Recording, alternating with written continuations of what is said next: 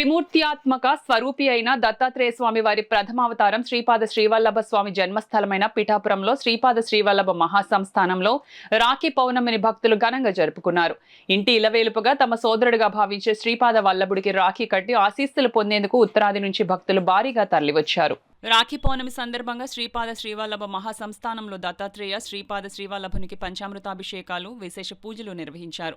స్థానిక శ్రీ వాసవి కన్యకా పరమేశ్వరి ఆలయం నుంచి శ్రీపాద వల్లభునికి రాఖీలు, పట్టు వస్త్రాలు ఆలయ కమిటీ, ఆర్యవైశ్య సంఘం నాయకులు, సభ్యులు సమర్పించారు. అలాగే ఉభయ తెలుగు రాష్ట్రాలు, మహారాష్ట్ర, కర్ణాటక, ఉత్తరాది రాష్ట్రాల నుంచి భారీగా వచ్చిన భక్తులు శ్రీపాద వల్లభునికి రాఖీలు కట్టి ఆశీస్సులు పొందారు.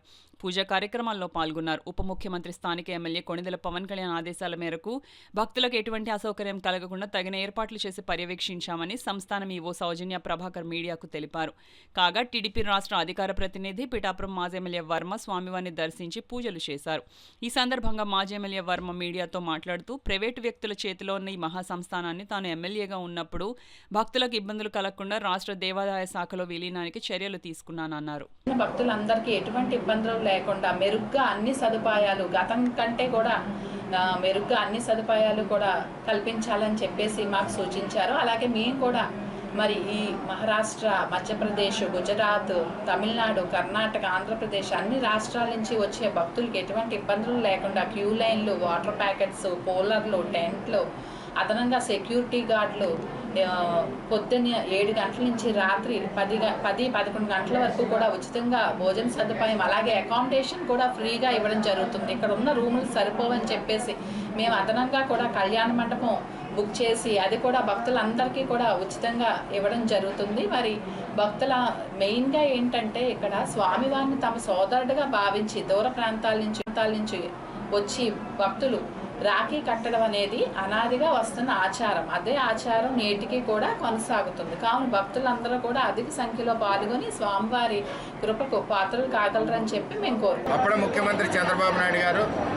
దీని మీద ఎంక్వైరీ చేసి దీన్ని ప్రభుత్వ ఆధీనంలో, ఎండోమెంట్ ఆధీనంలోకి నేను ఎమ్మెల్యేగా ఉన్నప్పుడు తీసుకుని మరి ఈ గుడిని కూడా రిజిస్ట్రేషన్ చేసుకోవడం జరిగింది ప్రైవేట్ వ్యక్తుల పేరు.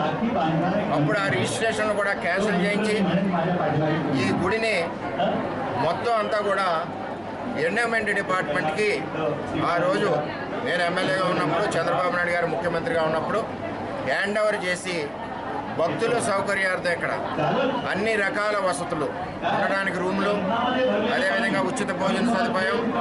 మహారాష్ట్ర నుంచి ఎక్కువ భక్తులు వస్తారు కాబట్టి వారి సాంప్రదాయ ప్రకారం, వారి తినే విధానాల ప్రకారం వారికి భోజనం, స్థానికులు కూడా దర్శన విభాగం. ఇది వరకు ప్రైవేట్ వ్యక్తులు ఉన్నప్పుడు స్థానికులు లోపలికి రానిచ్చేవారు కాదు. ఎందుకు రానిట్లేదన్న వ్యవహారం కూడా అప్పుడు పెద్ద చర్చనీయాంశం పిఠాపురంలో జరిగింది. ఇక్కడ స్థానికులకి ప్రథమ స్థానంగా ఉండాలి, అదేవిధంగా మిగిలిన భక్తులందరూ కూడా అందరూ కలిసి ఒకే విధంగా ఉండాలని ఒక ఆలోచనతో ఈ గుడిని ఎండోమెంట్ వారు స్వాధీనం చేసుకుని ఇది వరకు జరిగిన తప్పుడు రిజిస్ట్రేషన్లు, ప్రైవేటు వ్యక్తులు చేసుకునే అన్నీ కూడా క్యాన్సిల్ చేసి మరి ప్రభుత్వ అధీనంలో ఈరోజు ఈ శ్రీపాద వల్లభ టెంపుల్ మంచి సౌకర్యాలతో భక్తులకి ఎక్కడ ఇబ్బందికర పరిస్థితులు లేకుండా దర్శనాలు చేయడంలో కానీ ఇటు ఈవో గారు కానీ ప్రభుత్వం కానీ బ్రహ్మాండంగా పనిచేస్తూ ఉంది. దీనికి మూల కారణం 2014-19లో చంద్రబాబు నాయుడు గారి నాయకత్వంలో నేను ఎమ్మెల్యేగా ఉన్నప్పుడు దీనిని ఎండోమెంట్కి స్వాధీనపరచడం వల్లే మొత్తం అవినీతి ప్రక్షాళన చేసి రిజిస్ట్రేషన్ చేసుకున్న డాక్యుమెంట్లను క్యాన్సిల్ చేయించి ప్రభుత్వ ఆధీనంలో తీసుకుని భక్తుల సౌకర్యార్థం చాలా మంచి పేరు ప్రఖ్యాతంతో ఇప్పుడు ఈ గుడి శ్రీపాద వల్లభ గుడి ప్రపంచవ్యాప్తంగా పేరు ప్రఖ్యాతం చెందింది. ఇందులో తెలుగుదేశం ప్రభుత్వం యొక్క కష్టం, పాత్ర ఉంది కాబట్టి ఆ రోజు ఎండోమెంట్ తీసుకోవడం వల్ల ఈరోజు భక్తులకు సౌకర్యంగా ఉంది.